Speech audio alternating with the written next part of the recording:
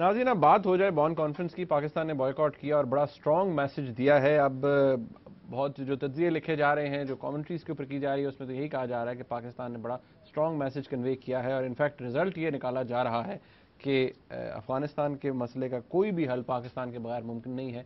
And the message is being put across. Sethi साहब, आपको सबसे पहले थोड़ा हमारे जो बहुत से व्यूअर्स हैं पूछते भी हैं, थोड़ी क्लैरिटी के लिए कि इस बॉन कॉन्फ्रेंस की सिग्निफिकेंस क्या है। इनफैक्ट इस्तांबुल नाउ बॉन, और उसके बाद अब अप्रैल में शिकागो होगी, तो जी इनके क्या, व्हाट्स इट ऑल अबाउट? दरअसल ये अमेरिका की और इंटरनेशनल कम्युनिटी की कोशिश है कि अफगानिस्तान आज से अगले 2 साल में 2014 तक जबकि विड्रॉल होनी है, उसका कोई एजेंडा बनाया जाए कि अगले 3 साल के अंदर इंटरनेशनल कम्युनिटी ने क्या करना है अफगानिस्तान के लिए। करज़ई हुकूमत को सपोर्ट करना है, रिफॉर्म सपोर्ट करनी है, अफगानिस्तान की नेशनल आर्मी जो है उसको बनाना है। पहले उनका ख्याल था कि 2.5 लाख, अब कह रहे हैं 3.25 लाख लोग बनाने हैं, ट्रेन करने हैं, कितने पैसे इकट्ठे करने हैं अफगानिस्तान को देने हैं। तो ये बहुत से मसाइल हैं। और फिर ये जो रीजनल कंट्रीज़ हैं, इनका क्या रोल होगा अफगानिस्तान के फ्यूचर में, और मोस्ट इम्पॉर्टेंट कि अमेरिकन फोर्सेस कौन सी रह जाएंगी वहाँ 2014 के बाद, कितने ट्रूप्स रहेंगे, कितने बेसिस बनेंगे, and so on and so fourth. तो ये इनकी कोशिश ये थी कि किसी तरीके के साथ एक फ्रेमवर्क बना लिया जाए और उसमें अप्रूवल ले ली जाए सब कंट्रीज़ की और अफगानिस्तान की भी, कि इसको इस तरीके से आगे जाके हल करना है। मतलब उनका ये था कि अगर ये एक एग्रीमेंट, ब्रॉड एग्रीमेंट हो जाती है कि किस किस्म का अफगानिस्तान के अंदर, अफगानिस्तान के अंदर क्या क्या कार्रवाई करनी है और किसने क्या करना है, और बाकी जो रीजनल कंट्रीज उनका रोल क्या होगा, तो फिर ये हम अंदरूनी जो अफगानिस्तान की सेटलमेंट है उसकी तरफ जाएंगे, ताकि एक किस्म का प्रेशर पड़ जाए पाकिस्तान के ऊपर और तालिबान के ऊपर और करज़ई के ऊपर, कि वो एक जो रास्ता बॉन कॉन्फ्रेंस, पहले इस्तांबुल, बॉन और आगे जाके शिकागो, उससे अंदर जापान भी जाएंगे, कि ये फिर एक ऊपर से एक फ्रेमवर्क बनाने की कोशिश कर रहे थे। पाकिस्तान की पोजीशन ये रही है कि आप ऊपर से फ्रेमवर्क पहले नहीं बना सकते, पहले अंदर का फ्रेमवर्क तो बनाएं। पहले अंदर के फ्रेमवर्क के ऊपर कोई एग्रीमेंट हो कि कौन काबुल में बैठेगा, किस किस्म की कॉन्स्टिट्यूशन होगी, कहां कितनी प्रोविंशियल ऑटोनॉमी होगी, प्रेसिडेंशियल सिस्टम होगा, प्राइम मिनिस्टेरियल सिस्टम होगा, करज़ई रहेगा नहीं रहेगा, नॉर्दर्न अलायंस का क्या रोल होगा, इतनी बड़ी आर्मी जो है उसको कौन कंट्रोल करेगा, उसका क्या रुख होगा, और तालिबान का क्या रोल होगा, और पाकिस्तान को क्या सिक्योरिटी गारंटीज मिलेंगी। बहुत से सवाल है। मैं तो अभी टिप ऑफ द आइसबर्ग आपसे बात की। तो इनकी पहले बात, इनके ऊपर तय करें सब कुछ, जिसके अंदर 4 लोग या 4 फोर्सेस बैठे, वो लोग लाइक अमेरिका जो कि लीड कर रहा है नेटो आईएसएफ को, वो बैठे, पाकिस्तान बैठे, तालिबान बैठे और करज़ई साहब बैठे, और अगर नॉर्दर्न अलायंस को बैठाना है एज एन इंडिपेंडेंट फैक्टर तो बैठा लें। मगर ये बैठा के तो बैठ के ये फैसला करें कि आगे क्या होगा, कैसे होगा, और उसके लिए पहले बातचीत शुरू होगी। लड़ाई बंद करें, बातचीत शुरू करें। और आपने मुझे मौका नहीं दिया उस वक्त खत्म करने का बात। चौथा पॉइंट ऑफ व्यू एंगेजमेंट का यही था कि ये जो नाइट रेड्स हो रही हैं, नाइट रेड्स अमेरिका कर रहा है वहां, जिसपे करज़ई ने भी ऑब्जेक्शन लिया है ये नाइट रेड्स का, तालिबान भी ऑब्जेक्ट कर रहे हैं, और अब पाकिस्तान ने भी ऑब्जेक्शन करना शुरू कर दिया है कि ये जो नाइट रेड्स अमेरिकन फोर्सेस कर रही हैं, जिसमें सिविलियंस बहुत मारे जाते हैं, क्योंकि ये रात को आते हैं, देखे बगैर वहाँ अटैक वैक करते हैं, लोगों को मार देते हैं, एक आध टेररिस्ट मार जाता है, 4, 5, 10, 15 सिविलियंस मर जाते हैं। ये बड़ी बैकलैश होती है अफगानिस्तान के अंदर। तो पहले तो ये नाइट रेड्स जो थी, ये तालिबान इसको ऑब्जेक्ट करते थे और करज़ई ऑब्जेक्ट करता था, और अफगानिस्तान की आवाम करती थी, मगर अब पाकिस्तान ने भी ऑब्जेक्शन करना शुरू कर दिया है, क्योंकि ये जो रेड हुई है जिसमें 24 लोग हमारे मारे गए हैं सोल्जर्स, ये भी एक नाइट रेड थी। तो अब ये नाइट रेड का भी चौथा इशू है। तो ये मतलब इस किस्म के बहुत से इश्यूज हैं कि ये बंद करें, बात करें। अच्छा, अमेरिकन बात नहीं करते। अमेरिकन एक तरफ से तो कहते हैं हम बात भी करेंगे, लड़ाई भी करेंगे, और लड़ाई करके आपको कमजोर करके बात करेंगे। यार ये चलता नहीं है ना आजकल के माहौल में। ये अगर ये फॉर्मूला चलता तो 10 साल पहले कामयाब हो जाते। अब तो ये यहां से जा रहे हैं, अब तो और भी ये कामयाब नहीं हो सकता। दूसरी बात ये है कि अमेरिकन जो है ना ऊपर से एक फ्रेमवर्क बनाना चाहते हैं, और वो क्या, और ये फिर साथ साथ कहते हैं पाकिस्तान आए, फिर ये भी कहते हैं अगर पाकिस्तान नहीं आया तो पाकिस्तान का नुकसान हो जाएगा। अरे भाई, हमारा क्या नुकसान होगा? नुकसान तो अफगानिस्तान का हो रहा है, आपका हो रहा है, हमारा तो नुकसान हर रोज होता है, वो तो चलता जा रहा है हमारा नुकसान तो। ठीक है ना? तो मतलब ये है कि ये सारा ड्रामा जो है ना, ये एक किस्म का प्रेशर ग्रुप बनाया हुआ है अमेरिका ने। अब जर्मन्स के साथ जब आप बात करते हैं ना, तो जर्मन्स जो है वो मोर रियलिस्टिक है, जर्मनी की ये कोशिश रही है कि बैक चैनल के दरमियान कि ये बातचीत शुरू कराई जाए तालिबान की इंटरनेशनल कम्युनिटी के साथ, और उसके अंदर वो अभी डिटेल्स आ रहे हैं कि एक बैक चैनल शुरू हो रही है और जर्मन इनिशिएटिव के जरिए कतर के अंदर एक कोशिश की जा रही है कि तालिबान का एक दफ्तर खोला जाए। मगर ये इस किस्म की जब चीज़ें होती हैं, ये जो जिसकी वजह से पाकिस्तान ने बॉयकॉट किया, तो तालिबान भी नहीं आए, ना तालिबान आगे बढ़ सकते हैं ना पाकिस्तान आगे बढ़ सकता है। तो ये सारा जो कुछ है अमेरिका की जो कोशिश है पेट्रियस की और पनेटा की, ये नाकाम हो जाती। और अब अमेरिका के जो एलाइज हैं वो भी अमेरिका से खुश नहीं है, करज़ई भी अमेरिका से खुश नहीं है, पाकिस्तान भी अमेरिका से खुश नहीं है, तालिबान भी अमेरिका से खुश नहीं है, नॉर्दर्न अलायंस भी अमेरिका से खुश नहीं है। तो ये अमेरिका की पॉलिसीज बिल्कुल फेल हो रही हैं, मगर अमेरिका की डिफेंस एस्टैब्लिशमेंट बात मानने को तैयार नहीं है। और प्रेसिडेंट जो है वो अपनी इलेक्शन का सोच रहा है और उसे और कोई चीज समझ ही नहीं आती। अच्छा सेठी साहब, अब दो चीज़ें हैं इसके अंदर। एक ये कि मतलब जो ऑब्वियसली इस्तांबुल हो गई, बॉन कॉन्फ्रेंस हो गई, एक तो ये कि बाय एंड लार्ज पे जो आपने बताया ऑब्वियसली बड़ी एम्बिशियस प्लान्स थे, क्या उनमें से किसी कोई परसेंटेज निकाल सकते हैं हम कि इतने सक्सेसफुल है इतने नहीं? और दूसरा ये कि क्या पाकिस्तान ने, सबसे बड़ा सवाल ये कि क्या पाकिस्तान ने ये चीज़ रजिस्टर करवा दी है बॉयकॉट करके कि भाई हमारे बगैर ये फारग हैं सब कॉन्फ्रेंसेस? देखिए, कुछ लोग कहते हैं कि हमें जाना चाहिए था वहाँ, 90 ममालिक से फॉरेन मिनिस्टर्स आए हुए थे और बहुत बड़ी ये कॉन्फ्रेंस थी और हमें वहाँ जाके अपना जो मौक़िफ़ है वो पेश करना चाहिए था। मगर मसला ये है कि अगर आप वहाँ चले जाते और अपना मौक़िफ़ पेश करते, मगर एक स्टेज ऐसी आती है कि वो कहते हैं अच्छा जी अब जॉइंट डिक्लेरेशन करें, अंगूठा लगाएं। वहाँ बहुत सख्त प्रेशर होता है क्योंकि सारे बैठे हुए होते हैं, कहते हैं हाँ हाँ आपकी बात तो मान ली, ये ड्राफ्ट है ना, इस पर अंगूठा लगा दें। अब आप अंगूठा कैसे लगाएं? आप अगर आप अंगूठा नहीं लगाते तो कहते हैं लो जी ये तो स्पॉइलर है, ये तो बिल्कुल ही अलग बैठ के इन्होंने वीटो कर दिया है, ये वीटो पावर कैसे हो गया? तो मेरा ख्याल है ये अच्छा हुआ कि ये एक मौका भी मिल गया क्योंकि situation was coming to a head, और उसमें आपने जो पैगाम भेजा है बड़ा स्ट्रांग पैगाम भेजा है, और आपकी पार्टिसिपेशन से वहाँ नहीं गए, कोई खास लॉस नहीं हुआ है। ये जो कुछ करेंगे ये आखिर में आके, ये इनके अपने प्रॉब्लम्स इतने ज़्यादा हैं। मैंने अभी आपको बताया कि ये अमेरिका के अंदर प्रॉब्लम्स क्या हैं। अगर कहीं भी एक पॉलिसी चल रही है वो पाकिस्तान में है। पाकिस्तान की हुकूमत, पाकिस्तान की अवाम, पाकिस्तान की अफवाज, कोalition पार्टनर्स, इवन ऑपोजिशन, सारे एक ही सफ़े पे हैं अबाउट पॉलिसी टूवर्ड्स अफगानिस्तान। तो इसलिए बाकी जगह पे करज़ई के साथ नॉर्दर्न अलायंस वाले लड़ रहे हैं, उज़्बेक ताजिक लड़ रहे हैं, पश्तून उसके साथ खुश नहीं है, तालिबान उसके साथ लड़ रहे हैं। आप मेरी बात समझ रहे हैं? लोया जिरगा इसने करवाया वहां, उसमें आधी पार्लियामेंट के लोग जो हैं वो नहीं आए, वो नाराज हैं इसके साथ। करप्शन, अफगानिस्तान कहते हैं दुनिया की सबसे ज्यादा करप्ट कंट्री, अब उसको करार दिया जा रहा है। ऊपर से करज़ई आके वहां कहता है, ऑफिशियली कहता है कि मैं तो बस 2014 के बाद प्रेसिडेंट नहीं रहूंगा, और जर्मन इंटेलिजेंस उसको टैप करती है और वो अपने कमरे में बैठा कह रहा है मैं तो उसके बाद प्राइम मिनिस्टर बनने की कोशिश करूंगा। तो मतलब है यार ये मतलब, और ऊपर से फिर आके कहता है मुझे $10 बिलियन हर साल दें ताकि अगले 4 साल 3 साल जो है हम अपनी अफगान आर्मी बना सके और अपने आप को स्ट्रांग बना सके। ऊपर से यूरोप के अंदर फाइनेंशियल क्राइसिस है, अमेरिका के अंदर फाइनेंशियल क्राइसिस है। आपको वो $1 बिलियन साल का देते वक्त अमेरिका को तकलीफ होती है, चुपता है उसको और सारा वक्त आपको याद दिलाते रहते हैं। उधर वो $10 बिलियन साल का मांग रहा है और देने को हाथ में है कुछ नहीं, और ना ही कोई उसके पास सोल्यूशन है करज़ई के पास। तो मतलब है यार ये सूरत हाल है वहां। आपने बड़ा अच्छा फैसला किया जो आप नहीं गए।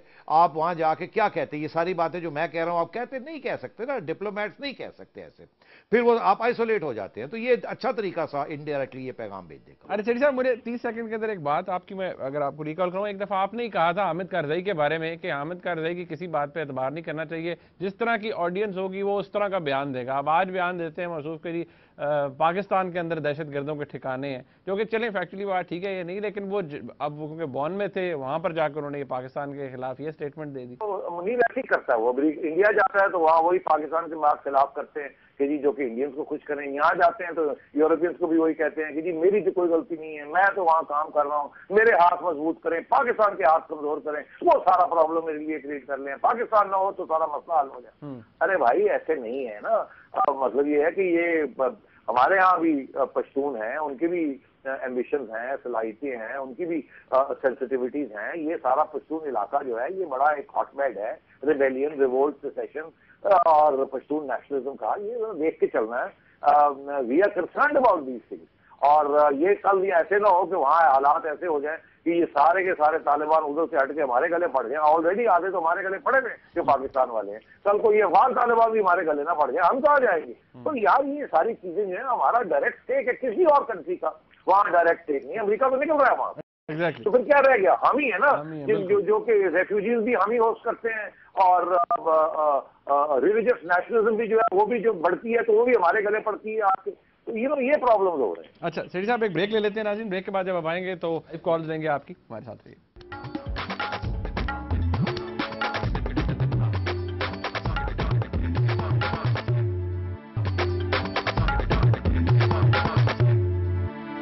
नाज़रीन, कॉल्स आप हमें कर सकते हैं। सलीम साहब हमारे साथ कसूर से, उनसे बात करते हैं। अस्सलाम वालेकुम जी। अस्सलाम वालेकुम। जी वालेकुम। हेलो, अस्सलाम वालेकुम। वालेकुम अस्सलाम। ये सेठी साहब, अस्सलाम वालेकुम। वालेकुम अस्सलाम। अच्छा, मैं सेठी साहब ये अर्ज करना चाहता हूँ कि ये आफाक अहमद जो हैं, इनको जो है ये क्या नाम है, बार बार जो है ना इनके साथ जो है ना कोई ड्रामा सा करते हैं कि चलो जी खोल दिया, इनको बंद कर दिया, खोल दिया, बंद कर दिया। तो क्या मुताद को कोई खतरा है इससे? नहीं, इनसे ये खतरा है कि इनका एक छोटा सा ग्रुप है जो कि एमक्यूएम को तकलीफ दे सकता है। और इस वक्त क्योंकि बहुत सख्त तकड़ा अलायंस है एमक्यूएम का और पीपल्स पार्टी का, तो जरदारी साहब और पीपल्स पार्टी की गवर्नमेंट ये नहीं चाहती कि इनको आज़ाद कर दिया जाए। उसके साथ एमक्यूएम के साथ गड़बड़ हो जाएगी और शायद ये अलायंस टूट भी जाए। आपने देखा कि जरदारी साहब की गवर्नमेंट अंडर प्रेशर है। हर सारा वक्त रूमर्स चल रहे होते हैं कि आज छुट्टी हो रही है, कल छुट्टी हो रही है, और उनको इन अलायंसेस की बड़ी सख्त ज़रूरत है।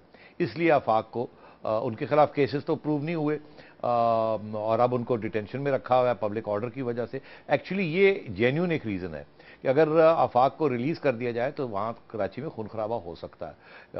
तो ये पहली दफ़ा असली रीज़न की वजह से उनको डिटेन किया। मगर मसला ये है कि ये एक महीने से ज़्यादा कर नहीं सकते, फिर अगले महीना करना पड़ेगा, फिर अगला महीना करना पड़ेगा।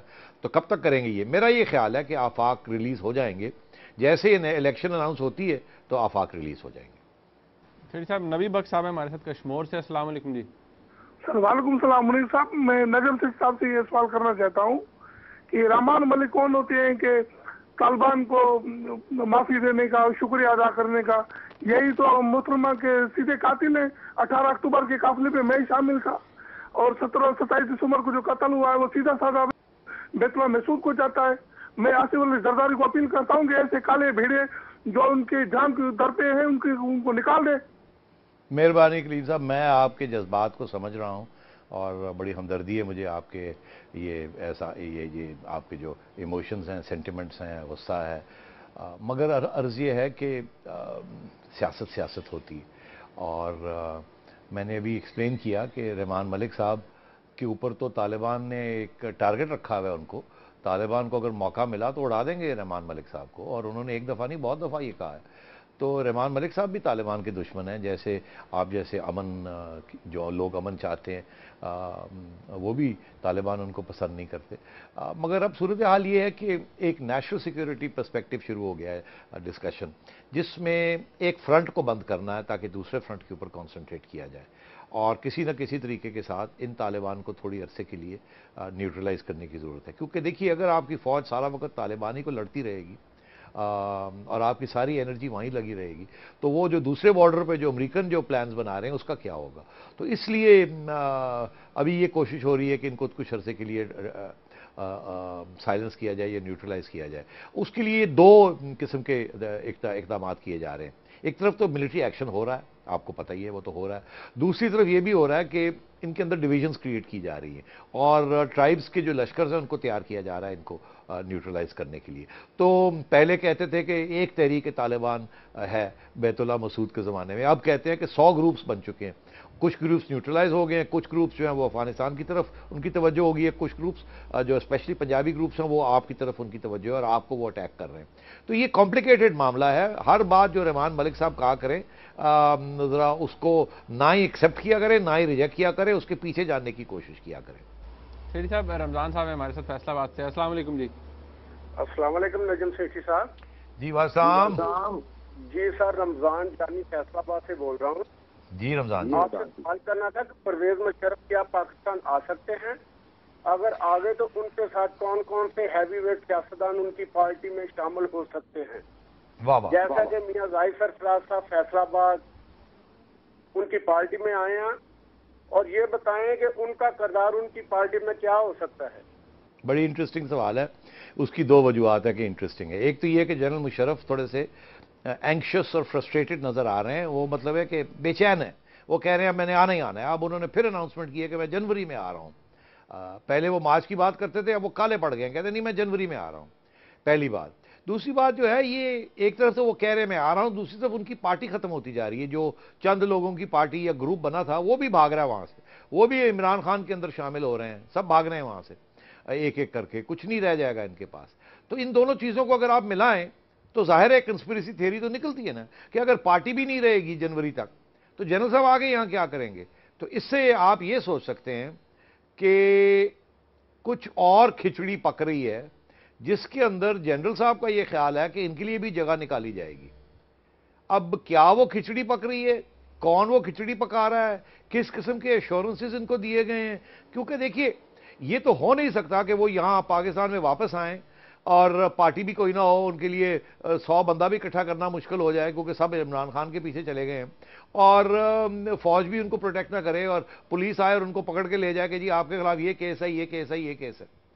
तो ये तो हो नहीं सकता ना। इसका मतलब है कि पीछे कुछ और भी खिचड़ी पक रही है, और उम्मीद है कि अनकरीब वो खिचड़ी जो है उसको भी हम एक्सपोज करेंगे, मगर अभी जरा रहने दें इस बात को।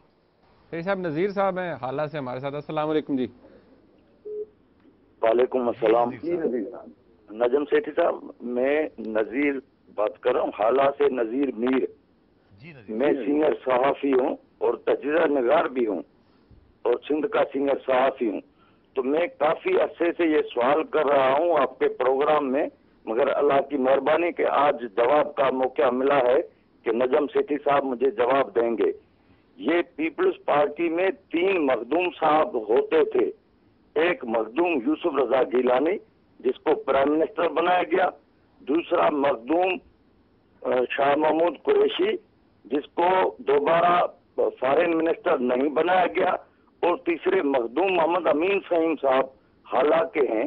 तो उनको पहले जो शहीद बेनज़ीर भुट्टो का स्वयं हुआ था उस पे शरीक चेयरपर्सन ने ऐलान किया था कि हम इसको प्राइम मिनिस्टर बनाएंगे, और इसका मखदूम अमीन फ़हीम का वसीयतनामे में भी जिक्र है, मोहतरमा के वसीयतनामे लिखे हुए में कि इसको वजीर आज़म बनाना है।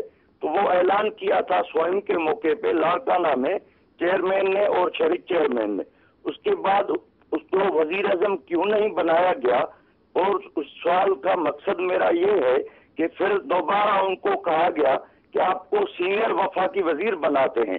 जब उनको वजीर बनाया गया तो सीनियर वफाकी वजीर का नोटिफिकेशन नहीं दिया गया, सिर्फ ऐलान किया गया और उन्हें सिर्फ वफाकी वजीर तजारत बनाया गया है।